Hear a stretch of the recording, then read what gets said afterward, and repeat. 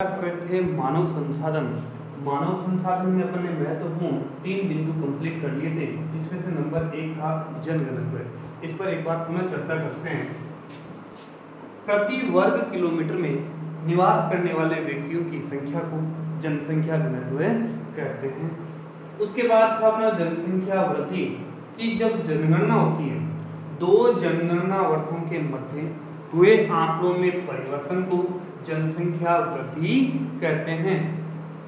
अर्थात जब 2 जनगणना वर्ष होंगे, उनके बीच में जो आंकड़ों में परिवर्तन आएगा वो क्या होगा?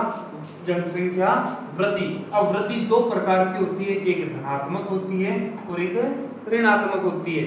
और भारत में जितने भी जनगणना वर्ष आए हैं, उनमें से एकमात्र 1921 ऐसा वर्ष है जिसमें ऋणात्मक वृद्धि दर्ज की गई, और समस्त जितने भी जनगणना वर्ष हैं उनमें धनात्मक वृद्धि दर्ज की गई। भारत में आज तक कितनी जनगणनाएं हो गई? 15 जनगणनाएं कंप्लीट हो चुकी है। कहने का मतलब 2011 की जो जनगणना थी वो 15वीं जनगणना थी अपने देश की। उसके बाद अपना मेन बिंदु था साक्षरता, कि यह एक गुणात्मक पहलू होता है जिसमें जनगणना वर्ष के अनुसार डेफिनेशन दी गई है, इसको परिभाषित किया गया इसको कि 7 वर्ष और 7 वर्ष से अधिक आयु का व्यक्ति किसी भी भाषा में लिख सके, पढ़ सके तथा समझ सके तो वो व्यक्ति क्या कहलाता है? साक्षर। उसके लिए कोई निश्चित भाषा नहीं है कि जैसे अपन अंतर्राष्ट्रीय भाषा इंग्लिश है उसमें जानकारी होनी चाहिए, राष्ट्रीय भाषा हिंदी है उसमें होना चाहिए, कोई जरूरत नहीं है। किसी भी भाषा में हो, चाहे लिखना, पढ़ना और समझना तीनों आता है तो वो व्यक्ति साक्षर कहलाता है, और ऐसा अधिकांश व्यक्तियों में होना साक्षरता कहलाता है। इनके बारे में अपनी चर्चाएं कंप्लीट हो गई थी। आज अपना है चौथा पॉइंट, लिंगानुपात। 1000 पुरुषों पर महिलाओं की संख्या को लिंगानुपात कहते हैं। अर्थात 1000 पुरुषों पर महिलाओं की संख्या को लिंगानुपात कहते हैं। लिंगानुपात पुरुष तथा स्त्रियों के बीच संतुलन का सूचक है। अपने समाज के अंदर ये 2 महत्वपूर्ण पहलू हैं, एक तो पुरुष और दूसरा स्त्री। इन दोनों में से एक के अभाव में समाज की कल्पना नहीं की जा सकती। समाज में दोनों का समान महत्व है, लेकिन समाज के अंदर पुरुष और स्त्रियों के क्या है, उनके बीच का जो संतुलन है वही क्या कहलाता है? लिंगानुपात। यानी दोनों के बीच का अनुपात ही लिंगानुपात कहलाता है। जैसे 2011 की जनगणना के अनुसार भारत का औसत लिंगानुपात 940 है। कहने का मतलब 1000 पुरुष और 940 महिलाएं हैं। सबसे अधिक लिंगानुपात 2011 की जनगणना के अनुसार ये सबसे अधिक लिंगानुपात किस राज्य का है? केरल का, 1084। अर्थात वहां पर मुख्य कारण क्या है कि वहां पर लिंगानुपात ज्यादा क्यों है? इसका मुख्य कारण है साक्षरता। जब समाज में सभी लोग शिक्षित होंगे तो वो पुरुष, लड़का और लड़की के बीच के अंतर के भेद को समझेंगे और कहेंगे कि भाई कोई अंतर नहीं होता, कि समाज में दोनों का समान महत्व होता है। और सबसे कम लिंगानुपात कहाँ का है? हरियाणा का, 877, जो गलत है। समाज में ऐसा नहीं होना चाहिए, दोनों का अनुपात है लगभग समान होना आवश्यक है।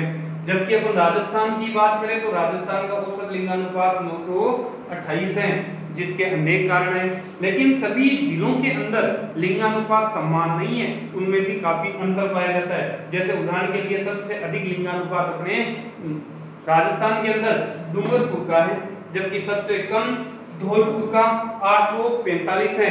यह अपने समाज के लिए बड़ा चिंता का विषय है। समाज के अंदर पुरुष और स्त्रियों की संख्या का अनुपात लगभग समान होना चाहिए।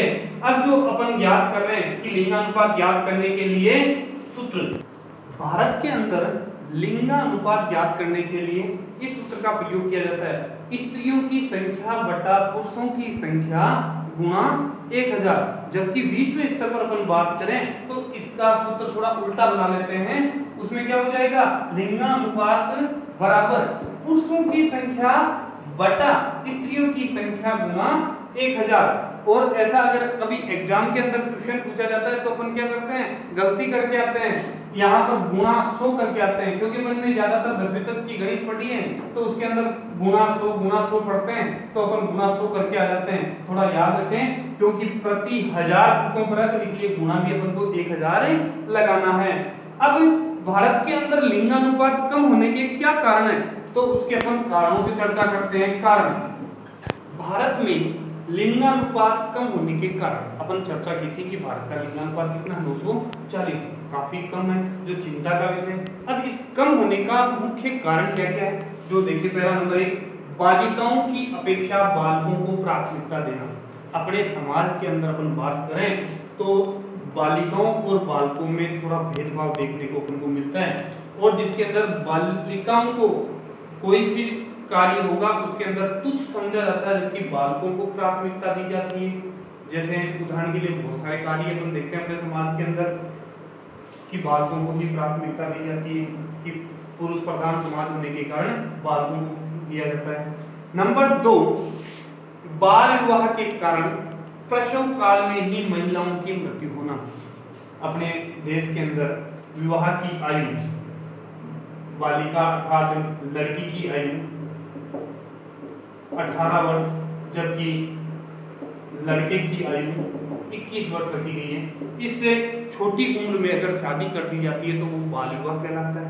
और अपने ग्रामीण क्षेत्र होने के कारण आज भी बाल विवाह देखने को मिलता है। जब बाल विवाह हो जाता है तो लड़की परिपूर्ण नहीं हो पाती है और वो मातृत्व का बोझ है वो सहन नहीं कर पाती है, और प्रसव काल के दौरान महिलाओं की मृत्यु हो जाती है। इससे भी लिंगानुपात में कमी आती है। नेक्स्ट है स्त्रियों की आर्थिक प्रसन्नता। स्त्रियों की आर्थिक प्रसन्नता अर्थात अपना समाज के अंदर कमाने का अधिकार किसको दिया गया है, केवल लड़कों को दिया गया है, जो कि गलत है।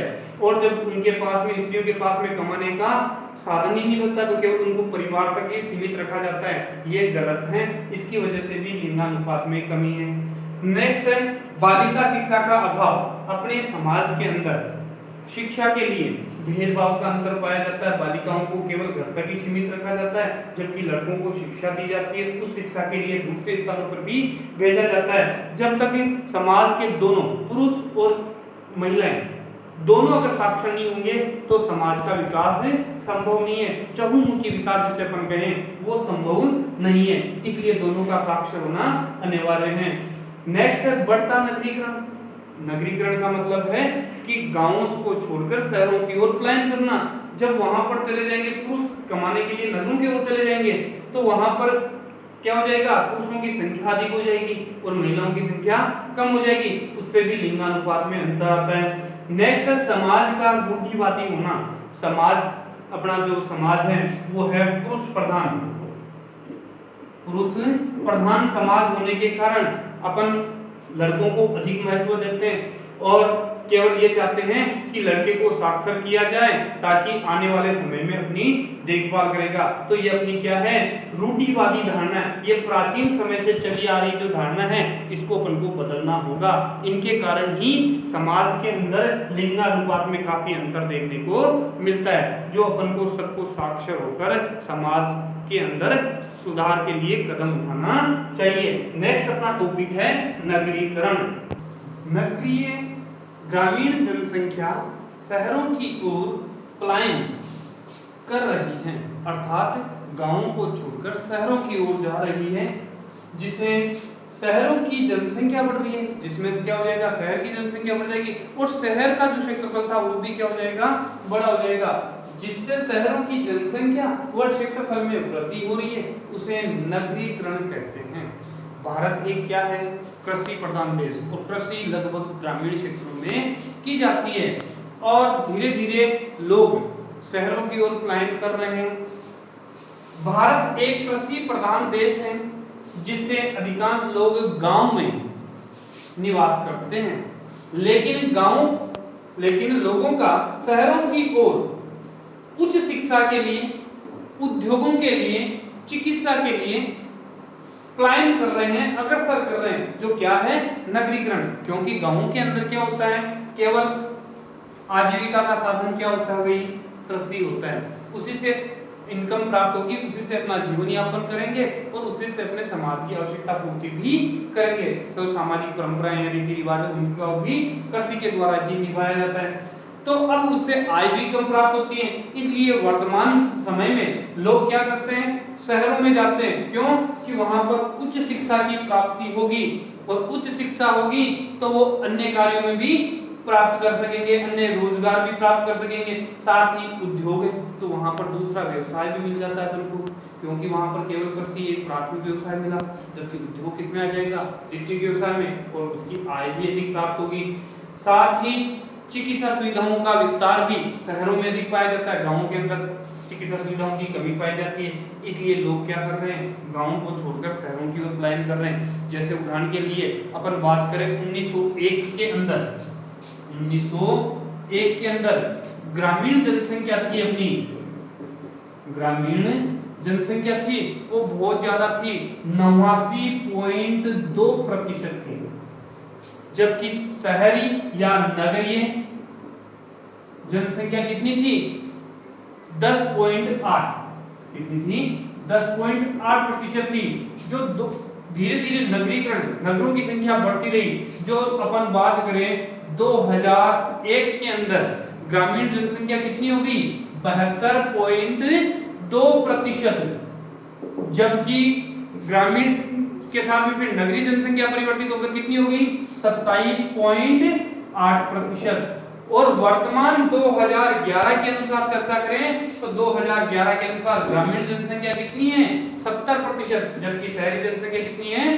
30%। लेकिन सभी राज्यों के अंदर समान रूप से नगरीकरण नहीं हो रहा है और नगरीय और ग्रामीण जनसंख्या का अनुपात है वो समान नहीं है। जैसे उदाहरण के लिए अपन राजस्थान की बात करें 2011 के अनुसार तो ग्रामीण जनसंख्या अपनी 75.13% और जबकि शहरी जनसंख्या कितनी है? 24.87%। तो यही क्या है? ग्रामीण जनसंख्या का शहरों की ओर पलायन करना नगरीकरण कहलाता है।